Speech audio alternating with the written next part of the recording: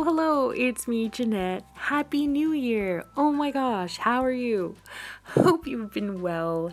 It has been a long time since I've connected with you on YouTube, and I do apologize for that, but it's just been crazy, all in good ways. Just, work has been nuts. I've had family visiting, I have had my best friend visiting. It's just been a crazy but amazing time, and I do apologize for not posting any videos. But today I have 3 die cutting ideas to share with you, so let's jump into that tutorial. So I'm going to be working with my Big Shot today. I absolutely love this thing. I have had it this is my 2nd year, and I have just fallen in love with it. There's so much that you can do with it, and I definitely recommend that you get some kind of die cutting machine system if you don't have one, especially if you want to get serious about crafting. I feel like it's a staple crafting item.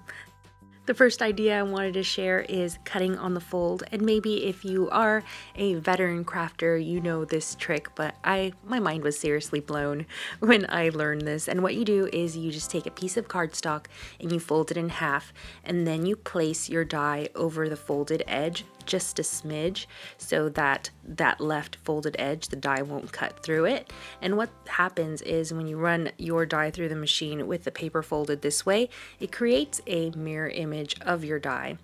And basically you can create an instant card or just a bigger, more interesting shape to work with. And I love that because it just gives extra life to all of your dies that you might have, because you can create, again, an instant card or just create another fun shape with your die. The thing that I love about having a die cutting system is that you can cut through multiple layers of material. So you can cut through layers of paper, layers of fabric, and depending on what kind of die you have. So if you have a steel wool die, you can cut through leather, cardboard, mat board, even, did I mention leather? I think I did. So anyway, yeah, there's just so many materials that you can cut through. And what I love to do just to create some quick embellishments is to take some crepe paper and just kind of do a zigzag fold. I don't know, you just kind of do a little folded stack of crepe paper, and then you place your die on top and you run it through your machine. Because the machine cuts with pressure, it does tend to smush your crepe paper, or you can even do this with tissue paper. It'll smush the life out of it. And so to bring it and ruffle it back to life, all you want to do is just pull every single layer off, layer by layer, ruffle it up, give it some life. And then what I do is just take a Tim Holtz tiny attacher and put a little staple in the middle, kind of ruffle up my crepe paper just a bit, give it some life, and then you can add an embellishment on top, a sticker, a button, anything, and you have an instant cute little crepe paper embellishment shaped like your die. Again, as you can see, I have smushed the life out of my crepe paper when I ran it through my die cutting machine, but all I'm doing is unsmushing, removing every piece layer by layer. There's probably like 10 layers in here. And then I'm going to, again, just take my little Tim Holtz tiny attacher, put a staple through it, and then I'm going to take some planner stickers and I'm going to cover the staple with just a tiny little sticker, and again, instantaneous fun embellishments. And friends, literally just think of the possibilities of all the dies that you have and all the little embellishments that you can make.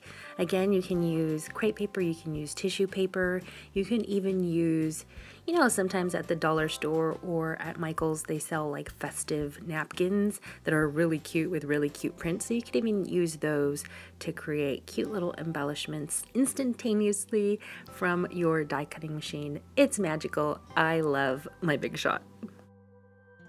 Now this next tip, this next idea, I am super duper excited about. I can't wait to share it with you. I don't know what's the best way to describe it. I want to say it's called stripping, because it literally creates a strip out of your dies. And so what you do is you take a piece of cardstock, and you want to use lighter weight cardstock. So I'm using copy paper because it's easiest to cut through lots of folds, and that's what I'm doing. So I'm taking a strip of copy paper, and I'm gonna crease it to just smaller than the width of my die. So here I'm just eyeballing it, and if you can see closely, I'm making my folds smaller than the width, the wingspan of my butterfly, and I'm just doing a back and forth kind of accordion fold. And then I'm gonna run this through my machine with the die on top. And again, I wanna make sure that the folded piece of paper is less width than my die.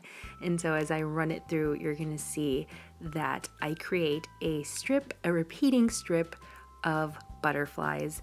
And I was so excited when I came across this tip. It's just so much fun and literally has brought new life to my dies. I'm so excited about it.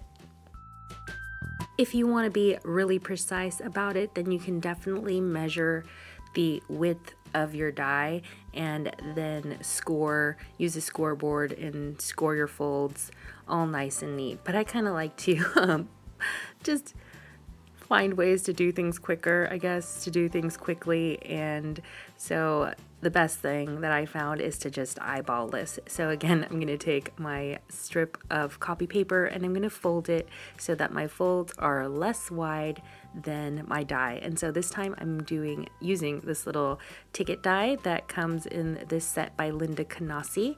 And I'm going to fold, again, my little accordion fold, and I'm making sure that it is less wide than my die, and then I'm going to run my die through the machine with my little paper, and it's going to create a strip of repeating tickets.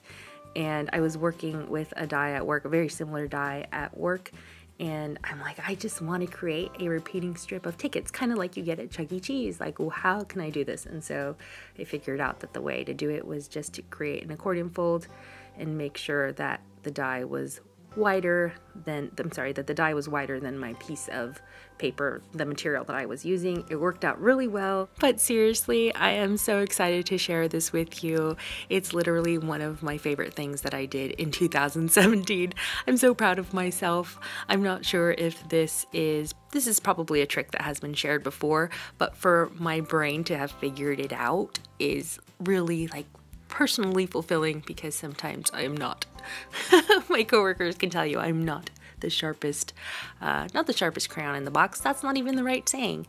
Not the sharpest tool in the shed. So I was really proud of myself to have figured this out on my own, and hopefully you can use this trick and again bring new life to your dies. It's really just a great trick to have up your sleeve, because I think when you buy dies, you're thinking they're kind of an investment, you know, to have a die cutting system and to buy all the different dies. But when you can do so much with just one single die, it's really a good investment in the end. And so hopefully all these tricks and ideas have given you like, you know, just new ideas, refreshing ideas, and hopefully you can use them and apply them to all of your projects. Well, that's it for today, friends. I hope that you enjoyed this video. If you want to see more of my personal projects and paper crafts, then you can follow me on Instagram at Janette Lane Blog or JanetteLane.com. And as always, thank you so much for watching, and I'll see you all next time. Bye!